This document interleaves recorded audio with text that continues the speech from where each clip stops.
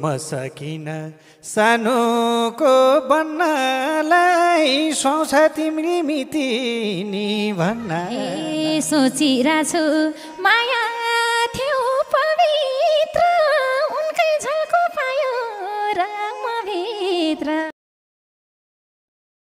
सम्राट गायक राजु परियार र गायिका निर्जला गुरुङको दोहोरीमा भयो घम्सा घम्सी।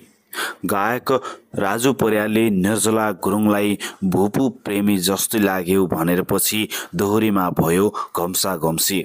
के भनेका थिए त निर्जला गुरुङलाई जो निर्जला गुरुङ आक्रोश बन्न भ्याएकी थिइन्। के साँच्चीकै दोहोरीमा भने जस्तै निर्जला गुरुङ पनि राजु परियारकी भूपू प्रेमी जस्तै देखिएकी रहेछन् त। आउनुहोस् यो भिडियोको माध्यमबाट सबै जानकारी दिनेछौँ। लाइभ दोहोरीको अपडेट हेर्न नबिर्सिनुहोला। दर्शकबिन नमस्कार। आज हामी तपाईको माझमा पछिल्लो समयका सम्राट गायक राजु परियार र गायिका निर्जला गुरुङले सारङ्गी संसार युट्युब च्यानलबाट लाइभ दोहोरी प्रसारण गरेको र त्यही लाइभ दोहोरीको अपडेट लिएर उपस्थित भएका छौँ। भिडियो अन्तिमसम्म हेरेर हामीलाई साथ दिनुहोला। तपाईँ हामीलाई यो भिडियो कुन देशबाट हेरिदिनुहुन्छ त्यो पनि जानकारी दिएर च्यानलमा नयाँ हुनुहुन्छ भने कमल अनिसा अफिसियल युट्युब च्यानललाई सब्स्क्राइब गरेर जोडिनुहोला।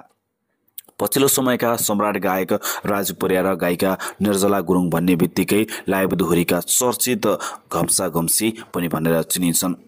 म सकिन सानोको बन्नलाई सुहाउँछ तिम्रो मितेनी भन्नलाई भन्दै गायक राजु परियारले टुक्का प्रहार गर्दा गायिका निर्जला गुरुङले यसरी जवाब दिन भएकी हुन्छन्।